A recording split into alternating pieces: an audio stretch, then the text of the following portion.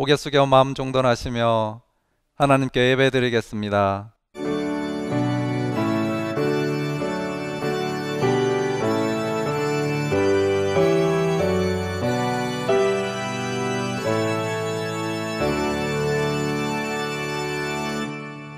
오라 우리가 여호와께 노래하며 우리의 구원의 반석을 향하여 즐거이 외치자.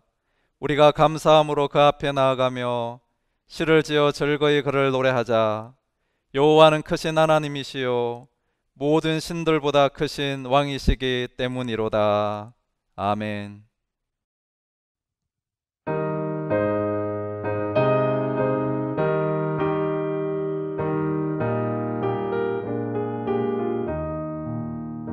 즐겁게 안식할 날 반갑고 좋은 날 내 맘을 경쾌하니 즐겁고 기쁜 날 이날의 천하 만민 가보자 앞에서 참되신 삼위일체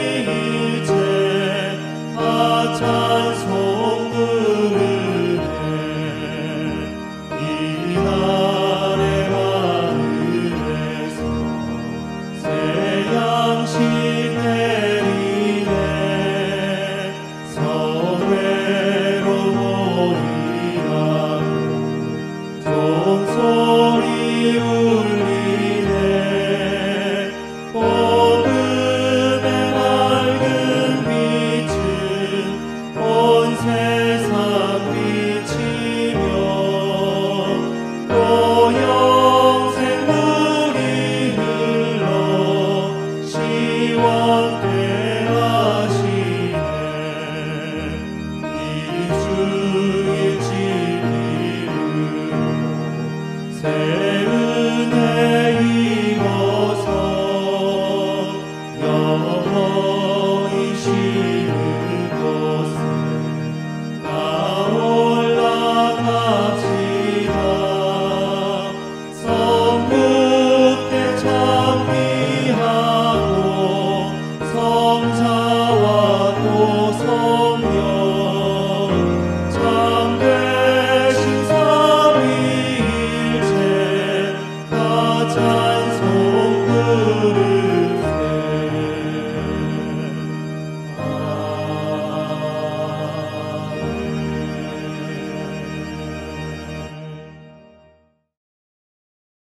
참회와 감사의 기도를 드리겠습니다.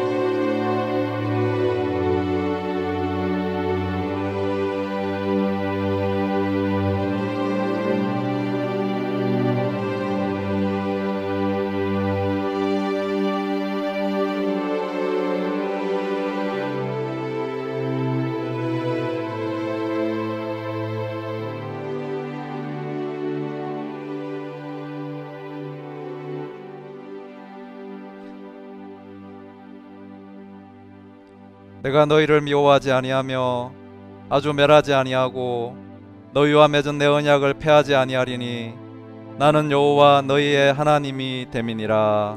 아멘.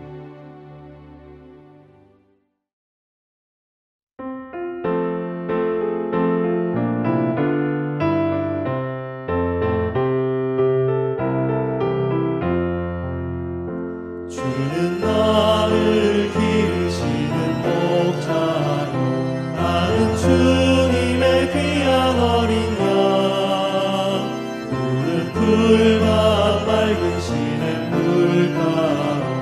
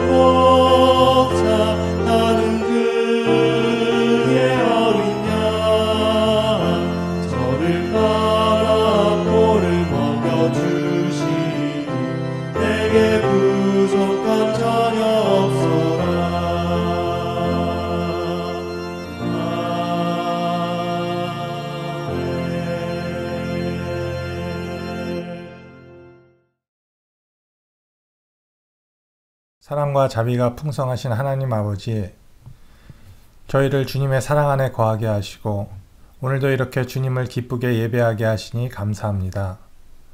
더 가까이서 주님께 온 힘을 다해 찬양하는 예배, 형제와 자매들 함께 어울려 드리는 예배를 간절한 마음으로 꿈꾸며 예배합니다. 그리고 지금 이 예배에 임재하실 것이라는 믿음 가지고 오늘 예배합니다. 주님, 새롭고 끝없는 주님의 사랑 경험하는 예배되게 하시옵소서. 오랫동안 모이지 못해 신앙이 흐트러진 성도들이 있으면 오늘 예배를 통해 다시 결단하여 기도와 말씀을 가까이 하는 매일매일의 삶이 되도록 도와주시옵소서. 주님, 저희들이 주님의 뜻을 어찌 다 헤아릴 수 있겠습니까? 그래서 어렵고 힘든 상황 어떻게 헤쳐나갈지 알기 어렵습니다. 아프고 힘들어 마음이 무너질 때는 주님은 어디에 계신지 묻습니다. 주님께서 끝까지 저희를 보호하시고 인도하실 거라는 믿음이 굳건하지 못해 혹시 아플까, 혹시 더 나빠질까, 혹시 더 어려워질까 하는 걱정을 다 떨쳐버릴 수 없습니다. 세상의 모든 일이 주님의 뜻에 있다고 말하면서도 정작 저희의 뜻과 힘으로 무엇을 해결하려 했습니다. 주님, 저희의 욕심과 무지와 믿음 없음을 불쌍히 여기시고 이제는 우리의 주, 오직 예수 그리스도만을 믿고 의지하게 하시옵소서. 그래서 모든 상황에서도 주님을 찬양하고 주님을 기뻐하며 주님이 주시는 평안을 경험하면 좋겠습니다. 잠잠히 주님의 도우심을 바라는 저희 되게 하시고 누군가의 생명과 풍성한 삶을 위해 헌신하는 그리스도인 되면 좋겠습니다. 사랑과 평안으로 서로 겸손히 섬기는 저희 때문에 선교와 전도의 열매들이 맺어지면 좋겠습니다. 주님, 그렇게 되도록 저희를 인도하시옵소서. 주님, 이제 저희의 자녀들 가을 학기를 위해 학교로 갔거나 돌아갈 예정입니다. 주님께서 보호하시고 돌봐 주시옵소서. 아이들 건강 지킬 수 있게 하시옵소서. 주님, 교회는 그동안 주차장 확장 공사를 위해 노력했습니다. 많은 일꾼의 소고에도 불구하고 일이 지연되고 있습니다. 주님 도와주셔서 일이 순조롭게 진행되도록 하시옵소서. 주님, 예배를 위해 수고하는 모든 사역자 성령 충만하게 하시고 그들의 일상에 은혜 가득하게 하시옵소서. 저희가 가는 길 주님이 인도하심을 믿습니다. 저희들 그 신실하신 주님을 의지하여 낙심하지 않고 신실한 주님의 자녀 되게 하시옵소서. 우리의 주 예수 그리스도의 이름으로 기도합니다.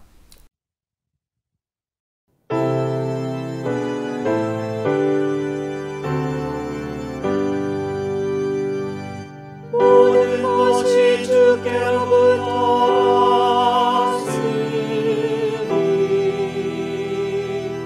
이 예물을 주께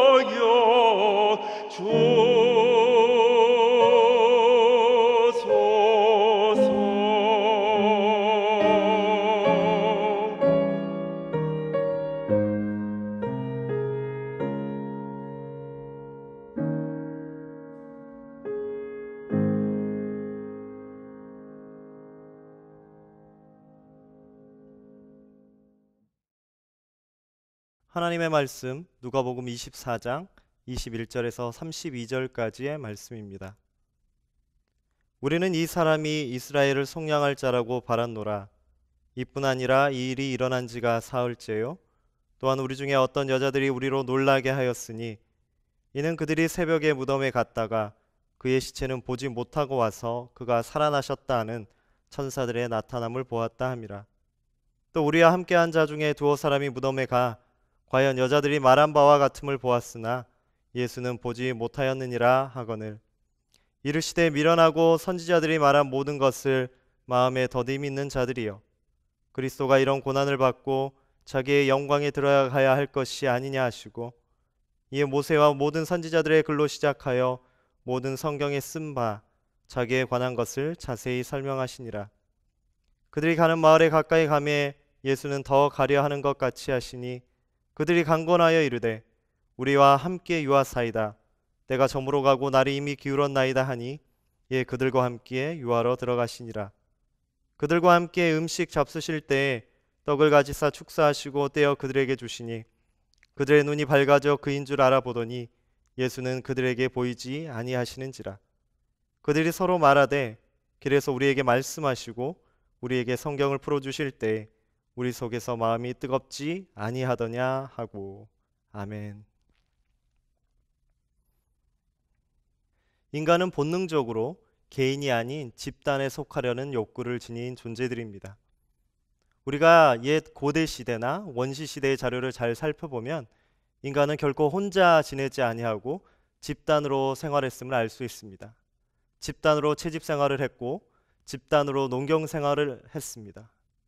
이러한 집단 생활을 통해서 외부의 위협으로부터 자신을 안정시키려 했고 자신을 보호시키려는 본능을 발휘했습니다. 더불어 더 나아가 자신의 자아를 그러한 본능을 실현시키기 위해 인간은 공동체라는 집단 생활을 해왔습니다. 멀리서 찾을 것도 없이 우리 한국 사회가 대표적인 공동체 집단 사회입니다. 우리는 자신이 소속되어 있는 집단이 매우 중요한 그러한 문화권에서 그러한 사회 속에서 살고 있습니다. 그래서 우리가 누군가를 처음 만나면 우리는 꼭 이러한 질문을 하게 됩니다. 나이는 어떻게 되는지, 그리고 고향은 어디인지, 자신의 출신이 어디인지, 또 출신 학교가 어디인지 꼭 묻게 됩니다. 그래서 뭐 하나라도 공통점을 찾아서 연결고리를 찾으려 합니다. 공통점이 하나도 없으면 자신의 사돈네 팔촌까지 들먹이면서 뭐 하나라도 같은 것을 캐내려 합니다. 내가 너와 똑같은, 내가 너와 다르지 않고 내가 너와 하나인 공동체에 속해 있다는 이야기를 하고 싶은 것입니다. 서울대 이재영 교수는 이러한 우리의 관계, 더 나아가 공동체에 집착하는 이유를 소외에서 오는 충격과 불안 때문이라고 분석했습니다. 그렇게 인간은 어디엔가 반드시 소속되기를 원하는 존재입니다. 하나님의 말씀, 성경 역시 공동체 이야기로 가득 차 있습니다. 성경은 삼위일체 하나님, 성부, 성자, 성령 하나님께서 천지를 함께 창조하신 이야기로 시작됩니다. 그 이후 하나님께서는 인간을 창조하시고 아담을 창조하시고 그를 홀로 두지 않으시고 여자를 만들어 함께 가정 공동체를 이루게 하셨습니다. 더 나아가 하나님의 백성으로 선택된 이스라엘 자손들은 출애굽 순간부터 공동체 생활을 통해 약속의 땅 가나안에 들어가게 되었습니다. 구약뿐만이 아닙니다. 신약에 이르러서 보면 예수님은 공생애를 지내시는 동안 홀로 다니면서 사역하지 않으시고 제자들과 함께 공동체를 이뤄서 사역을 하셨습니다. 오늘 우리가 읽었던 이 누가복음 24장의 본문은 주로 부활절에 자주 인용되고 소개되는 본문입니다. 그럼에도 불구하고 오늘 우리가 부활절이 아님에도 불구하고 이 말씀을 대하는 이유는 이 말씀 속에 공동체가 무엇인지, 그리고 공동체가 어떻게 깨지고 다시 하나가 되는지 잘 묘사하고 있습니다. 오늘 본문에는 2명의 제자가 등장합니다. 글로바라는 이름을 가진 제자 1명과 또 한 사람, 이름을 알 수 없는 제자 한 사람이 등장합니다. 그들은 자신들이 속해 있던 신앙 공동체, 제자 공동체를 떠나 엠마오라 하는 마을로 지금 향하고 있습니다. 그들이 엠마오라는 마을로 향하는 이유는 무엇이었을까요? 오늘 성경뿐만이 아니라 다른 성경 번역본들을 자세히 살펴보면 이 구절을 이렇게 소개하고 있습니다. 그들은 그들의 집인 혹은 그들은 그들의 고향인 엠마오로 향하고 있었다라고 기록합니다. 두 제자가 그들의 공동체를 떠나 집으로 향하는 이유는, 고향으로 향하는 이유는 예수님의 죽음 때문이었습니다. 오늘 본문 21절은 그 사실을 잘 설명하고 있습니다. 우리는 이 사람이 이스라엘을 속량할 자라고 바랐노라. 이 제자들이 자신의 젊은 시간을 헌신하며 이 공동체에 속해 있었던 이유는 예수라는 그분이, 예수라는 이 젊은 지도자가 자신의 민족을 구원할 자라 생각했기 때문입니다. 서두에도 언급드렸지만 공동체에 속하길 원하는 것은, 공동체에 속하고 싶은 것은 인간의 본능이라 했습니다.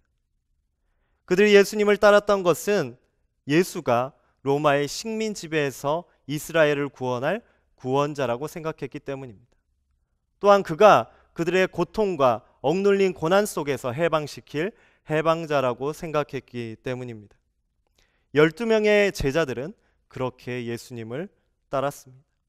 그렇게 자신의 목적을 예수님께 투영한 채 한 공동체를 이뤘습니다. 그 증거가 마태복음 16장에서 확인됩니다. 예수님께서 제자들을 향해 물으셨습니다. 너희는 나를 누구라 하느냐? 그렇게 물으셨을 때 제자들의 대답은 모두 달랐습니다. 더러는 세례 요한, 더러는 엘리야, 예레미야 혹은 선지자라고 대답했습니다. 각기 다른 생각으로 그들이 꿈꾸었던 예수님의 모습을 거기에 투영해서 그러한 모습으로 예수님을 평가하고 그러한 평가에 의거하여 공동체에 속했던 것입니다.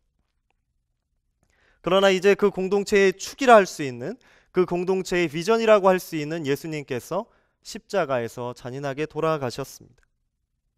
21절에서 우리가 읽었던 그 말씀, 우리는 그가 이스라엘을 속량할 자라고 바랐노라, 우리는 그가 이스라엘을 구원할 자라고 희망했었노라 라는 단어와 같이 이제 그들의 공동체는 현실이자 현재가 아닌 과거형이 되어버렸습니다. 우리는 그런 공동체를 꿈꿔왔었노라 라고 고백합니다. 모든 삶을 내어 걸었던 공동체의 깨어짐은 불안과 공포가 되어 그들에게 닥쳐왔습니다. 이제 그 위험한 현실에서 벗어나기 위해 인간 본연의 본능이 다시 작동합니다. 그래, 다른 공동체를 찾아야지, 더 안정된 집단을 찾아야지. 그것은 다름 아닌 그들의 익숙했던 삶의 터전, 고향이자 집인 엠마오였습니다. 오늘을 살아가는 우리 모두 그리스도인으로 부름받았습니다. 그런 우리는 그리스도인 공동체, 찬양 공동체를 이루며 오늘까지 신앙생활을 해오고 있습니다. 그러나 팬데믹으로 인해 변화된 삶은 새로운 형태의 신앙생활을 요구하며 우리에게 많은 영향을 끼치고 있습니다. 최근 그리스도인들을 대상으로 설문조사를 했습니다. 그 질문이 이렇습니다. 팬데믹의 상황 속에서 겪는 신앙의 어려움은 무엇입니까? 팬데믹이 주고 있는 여러분의 신앙의 어려움은 무엇입니까? 라는 질문에 41%의 그리스도인들이 공동체 해체의 불안을 가장 큰 불안으로 꼽았습니다. 가장 큰 문제로 꼽았습니다. 우리의 공동체가 상실될 것 같습니다. 더 이상 우리가 자유롭게 모여 예배할 수 없고 자유롭게 교제할 수 없고 만날 수 없다는 것, 이로 인해서 기독교는 존재할지라도 그리스도인 공동체는 사라질 것 같다, 해체되는 것 같다라는 불안에 사로잡혀 있습니다. 우리가 초대교회 성도들의 모습을 탐구해 갈 때 곧잘 사도행전 2장의 말씀을 인용합니다. 그 내용은 이렇습니다. 믿는 사람이 다 함께 있어 날마다 마음을 같이하여 성전에 모이기를 힘쓰고 집에서 떡을 떼며 기쁨과 순전한 마음으로 음식을 먹고. 이 말씀을 비춰봤을 때 지금의 현실에서는 감히 상상할 수 없는 어려움이 있습니다. 그렇다면 그리스도인들에게 정말 공동체는 무엇일까요? 단순히 예수 그리스도를 믿는 사람들끼리 모이기만 하면 공동체가 될까요? 단순히 모여서 예배만 하면 그곳이 공동체가 될까요? 오늘 본문 속에서 주님은 두려움의 집으로 향하고 있는 두 제자에게 두 가지 모습으로 공동체가 무엇인지 설명해 주고 계십니다. 먼저는 27절의 말씀입니다. 이에 모세와 모든 선지자의 글로 시작하여 모든 성경에 쓴 바 자기에 관한 것을 자세히 설명하시니라. 여기서 모세의 글은 율법이요 선지자의 글은 예언서입니다. 율법서와 예언서를 통틀어서 이 구약이 말하고 있는 바를 다시 설명해 주신 겁니다. 예수님은 공생의 기간 사역하시는 동안에 이 구약의 말씀을 인용하시면서 십자가의 구원 사건이 하나님의 나라가 이 땅에 어떻게 임하는지 많은 사람들에게 설명해 주셨습니다. 오늘 다시 한번 이 두 제자에게 그 의미가 무엇인지 상기시켜 주고 계신 것입니다. 다음은 30절의 말씀입니다. 그들과 함께 음식 잡수실 때에 떡을 가지사 축사하시고 떼어 그들에게 주시니. 이 말씀은 예수님의 사역을 기억하게 합니다. 예수님께서는 그들을 따르는 제자들을 향해 혹은 그들을 따르는 무리들을 향해 말씀을 선포하실 때 그들이 굶주린 배를 가지고 배고픈 마음과 배고픈 육체를 가지고 나온 것을 잘 알고 계셨습니다. 그럴 때마다 예수님께서는 기적을 행하셨습니다. 오병이제의 기적, 칠병이어의 기적을 통하여 많은 이들을 배불려 주셨습니다. 오늘 이 두 제자들에게 동일한 모습으로 우리 주님께서는 떡을 가지시고 축사하시사 떼어서 나눠주고 계십니다. 이는 처음 경험하는 일이 아니었습니다. 그들이 처음 보는 모습이 아니었습니다. 불과 며칠 전 최후의 만찬 시간에 예수님께서 제자들을 불러 모아놓으시고 떡과 잔을 나누면서 동일한 모습으로 말씀을 전하셨습니다. 너희가 이 식탁의 교제를 나눌 때마다 하나님의 구원 사건을 기억하며 나를 기념하라고 하셨습니다. 오늘 예수님께서는 귀에 들려진 말씀으로 그리고 눈에 보이는 말씀으로 이 엠마오를 향해 가는 두 제자에게 자신이 누구인지 말씀해 주십니다. 이 두 가지를 비로소 깨달을 때 제자들은 주님을 다시 보게 됩니다. 오늘 32절의 말씀입니다. 그들이 서로 말하되 길에서 우리에게 말씀하시고 우리에게 성경을 풀어주실 때에 우리 속에서 마음이 뜨겁지 아니하더냐 하고. 자신이 꿈꾸던 공동체가 사라졌을 때, 그 안정을 추구했던 공동체가 해체됐을 때, 그리고 이제 두려움과 불안 속에 떨면서 집으로 향해 가고 있을 때 그들의 곁에서 묵묵히 함께 걸어주셨던 낯선 이가 바로 예수 그리스도이라는 사실을 그들은 발견하게 됩니다. 이에 그들은 고향을 향해 가던 발걸음 즉시 돌려서 예루살렘으로 다시 향했다고 했습니다. 제자들이 다시 모이는 그 공동체로 향했다고 오늘 말씀을 기록합니다. 오늘 제자들이 자신의 신앙 공동체를 확인하는 계기는 두 가지였습니다. 하나님의 구원에 관해 들리는 말씀과 그것을 몸으로 행해 보이는 말씀이었습니다. 이 두 가지를 기억하는 것이 사도행전 2장의 그리스도인 공동체, 교회의 공동체의 시작이었습니다. 그들은 모일 때마다 하나님의 말씀을 나눴습니다. 구원의 역사를 나누며 들었습니다. 그리고 떡을 떼며 최후의 만찬, 은혜의 식탁을 나누며 구원의 은혜를 재확인했습니다. 결국 말씀 선포와 성만찬이 초대의 기독교 예배 형성의 큰 두 개의 축이 되었습니다. 그 두 개의 축을 우리는 기억하며 2000년이 넘는 시간 동안 우리가 예배라고 하면 성만찬과 말씀 선포를 매 주일마다 행하고 있는 것입니다. 그리스도인 공동체, 교회 공동체를 하나 되게 하는 힘은 바로 예배에 있습니다. 그래서 중세시대 교회가 제도적으로 문화적으로 타락해서 교회가 쓰러져 갈 때 종교개혁자들은 교회를 회복하려 했던 종교개혁자들은 교회의 참 의미가 무엇인지 고민하였습니다. 그리고 교회 공동체의 의미를 이렇게 정리했습니다. 그들이 1530년에 작성한 아우스부르크 신앙 고백이라는 것에는 이렇게 교회의 공동체의 의미를 기록하고 있습니다. 교회는 모든 신자들의 거룩한 모임으로서 복음이 합당하게 그리고 성례가 정당하게 행해지는 곳이라고 기록합니다. 평소와 같이 우리가 자유롭게 이 예배당에 가득 모여서 예배할 수 없고 우리가 우리의 목소리를 크게 높여서 입을 벌려서 찬양할 수 없고 교제할 수 없는 이 시기에, 예배에 많은 제약을 둘 수밖에 없는 이 시기에 우리는 다시 한번 예배가 무엇인지 되새길 필요가 있습니다. 그리스도인 공동체의 교회를 교회되게 하는 예배의 핵심이 무엇인가 생각해 볼 필요가 있습니다. 요사이 그 어느 때보다 한국이든 미국이든 예배가 무엇이냐라는 것에 대한 논쟁이 참 뜨겁습니다. 예배는 단순히 모여서 어떠한 의례, 순서에 따라 행해지는 것이 아닙니다. 하나님의 말씀을 단순히 듣고 성만찬이 행해진다고 해서 예배가 완성되는 것이 아닙니다. 예배의 본질이 무엇인지 고민하고 있던, 우리와 마찬가지로 고민하고 있던 초대교회 성도들에게 히브리서 저자는 이렇게 이야기하고 있습니다. 예배는 구약의 제사와 같은 형식이 아니다. 단순히 거해지는 제사와 같은 형식적 예배에는 능력이 있을 수 없다. 진정한 예배는 그리스도의 십자가의 은혜를 매 순간 기억할 때마다 완성된다라고 했습니다. 그러면서 이렇게 결론을 내립니다.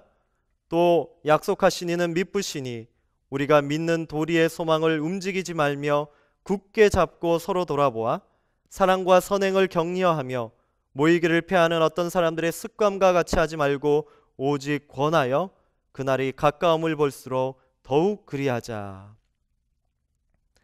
우리가 모일 때마다 하나님께서 우리에게 주셨던 은혜를 기억하고 현재 우리 삶 가운데 지금 베풀고 임재하고 계시는 하나님의 구원의 역사를 기억하고 아직은 이루어지지 않았지만 앞으로 우리의 삶 가운데, 미래 우리의 삶 가운데 임하실 하나님의 은혜를 고대하고 기대하는 것, 그것이 우리의 예배의 최종 목적이자 핵심이라는 것입니다. 그렇기에 우리 공동체를 하나 되게 하는 예배는 그 형식이나 방법의 중요성보다 그 형식을 구성하고 있는 내용이 중요합니다. 다시 말해 우리에게 임한 하나님의 구원의 사건을 기억하는 것이 핵심입니다. 그래서 독일의 유명한 신학자 요한 메츠라는 사람은 이렇게 이야기합니다. 우리 믿음의 기초는 은혜에 대한 기억이다. 우리가 특별하다고 여기는 구원의 사건이 우리의 연대와 교제를 통해 신앙 공동체를 형성한다. 이런 공동체의 중심이 되는 예배의 상실, 그러한 예배의 상실로 공동체의 해체를 경험했던 이야기는 이전의 이야기가 아니라 이 신약의 이야기뿐만이 아니라 구약 성서에 자세하게 기록되어 있습니다. 천년왕국 그리고 태평성대를 이룰 것 같은 유다 왕국은 하나님의 언약을 지속해서 깨트려버리고 저버림으로 말미암아 기원전 BC 586년 바벨론에 의해 처참하게 멸망을 경험하게 됩니다. 그리고 하나님이 거하신다고 믿었던 그들의 심장과 같은 성전은 바벨론 군사들에 의해 잿더미가 되어버렸습니다. 그리고 그들은 포로로 잡혀가 70년 동안 타국에서 노예 생활을 하게 됩니다. 포로 생활을 하게 됩니다. 그러한 생활 속에서 그들은 신앙 공동체에 대해서 다시 생각하게 됩니다. 고귀한 예배의 장소가 사라져버렸는데, 우리가 다시 모여서 예배드릴 수 없게 되었는데, 이전의 형식과 이전의 아름다움으로 예배드릴 수 없게 되었는데, 그래서 우리의 공동체가 이제 깨어지게 되었는데, 해체되게 되었는데 어떻게 해야 될까? 그들은 고민하기 시작했습니다. 과연 우리의 하나님은 어디에 계시는가? 우리 하나님은 어디에 살아계시는가? 바로 그때 그들은 성전이 아닌 하나님의 말씀에 집중합니다. 그리고 깨닫습니다. 아, 하나님은 성전에만, 하나님은 저 성소에만 임재하고 계신 것이 아니라 우리 삶의 모든 곳에 함께하고 계시구나.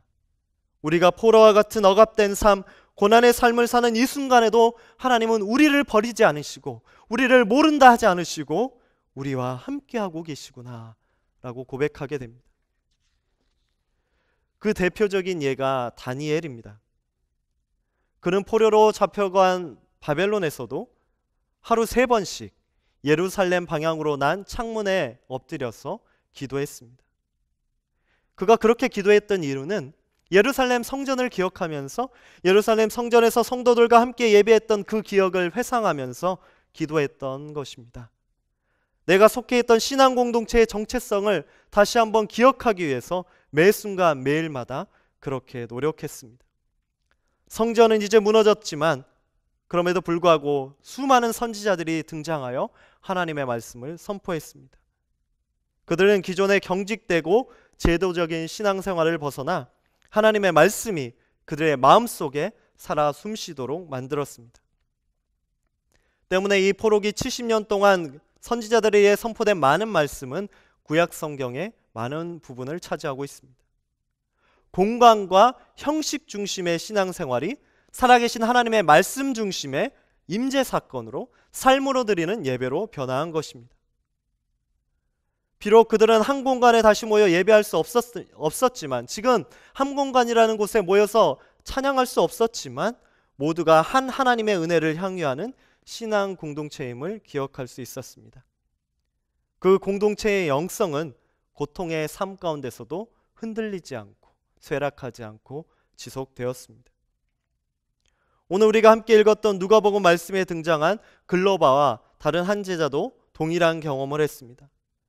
십자가 사건으로 인해 그들이 섬겼던 공동체가 사라져갔을 때, 상실되었을 때, 그리고 그 상실로 인해 두려움과 불안이 그들 마음속에 찾아와서 이제는 안 되겠다, 나의 익숙한 삶의 터전으로 돌아가자고 했을 때 주님은 그들을 버리지 않으셨습니다. 그들의 불평 가운데서도 희망이 이제 다 사라졌다고, 우리의 신앙은 다 무너져 갔다고 이야기하는 그 순간에도, 그 절망 속에서도 주님은 말씀의 빛을 그들 마음속에 다시 한번 비춰주시며 하나님이 함께 동행하시는 하나님, 함께 역사하시는 하나님이라는 것을 직접 보여주셨습니다. 이미 계속되는 말씀으로 짐작하고 계시겠지만 이번 9월의 새로운 영성 주제는 공동체의 영성입니다. 지난주 허 목사님께서도 말씀하셨지만 참된 영성은 형식적으로 보이는 종교의식이 아니고 삶의 방식입니다. 우리는 이전과 조금 다른 모습의 신앙생활을 하고 있습니다. 이전과는 조금 다른 형식의 예배를 매주 경험하고 있습니다. 그럼에도 불구하고 우리는 한 신앙생활 공동체로서, 한 찬양교회 공동체로서 같은 예배를 드리고 있습니다. 그리고 그 예배 가운데 선포되는 하나님의 구원의 은혜를 매주 듣고 나누고 있습니다. 말씀 속에 임재하고 계시고 어려움 속에서도 교회 공동체를 품에 안으시고 함께 애통하시며 지금 이 순간에도 우리에게 다가오고 계시는 그 한 줄기 은혜의 빛이 우리를 한 공동체, 하나의 신앙 공동체를 되게 합니다. 이에 우리는 이제 그 은혜를 함께 경험해야겠습니다. 이 예배를 통해 그 은혜가 무엇인지 다시 한번 깨달아야 하겠습니다. 나의 삶의 작은 행동에서부터, 나의 가정생활에서부터 말씀이 말씀되게, 그리고 그 말씀이 삶이 되게, 그리고 그 은혜의 삶이 우리의 경계를 넘어서서 이 어려운 시기에 잊혀져가고 고난받는 누군가의 한 생명을 풍성하게 살리는 찬양교회 공동체, 그러한 신앙 공동체 우리가 되기를 간절히 소원드립니다. 우리 말씀을 생각하며 다 함께 기도드리시겠습니다.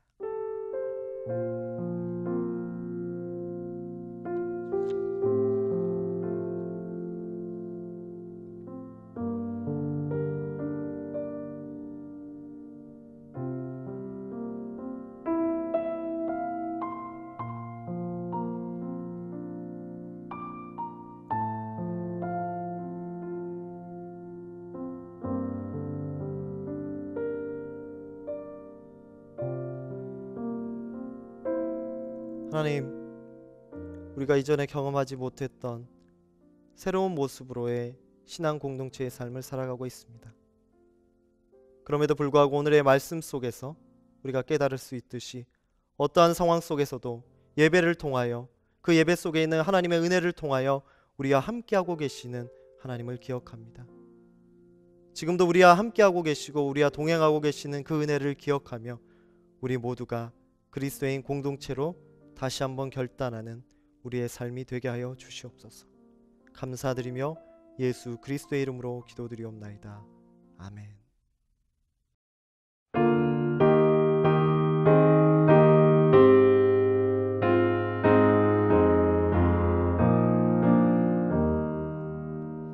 교회의 참된 거는 우리 주 예수라.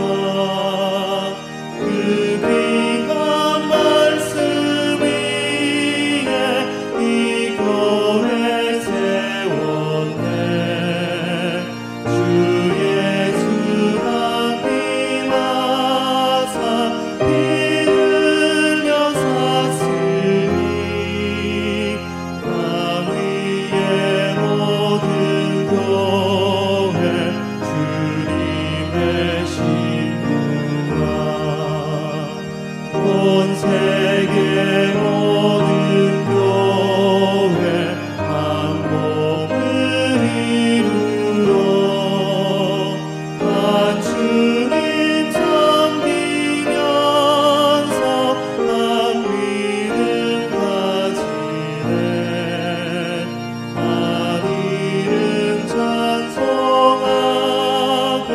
한 성경 읽으며 다 같은 소망 품고 늘 은혜하노라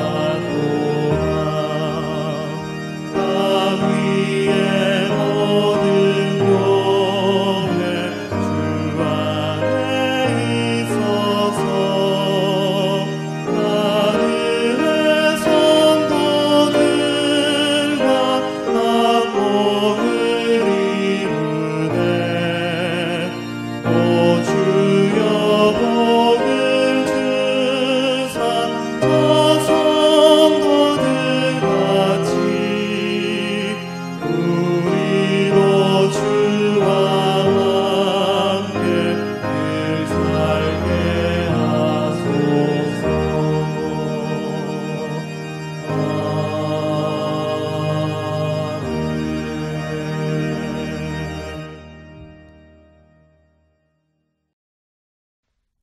지금은 우리 주 예수 그리스도의 은혜와 하나님의 놀라우신 사랑과 성령님의 교통하심이 한 공동체를 이뤄 주의 삶을 살아가길 원하는 귀한 주의 교회 가운데 그들의 삶의 자리 가운데 지금부터 영원까지 함께 하시기를 간절히 축원하옵나이다. 아멘.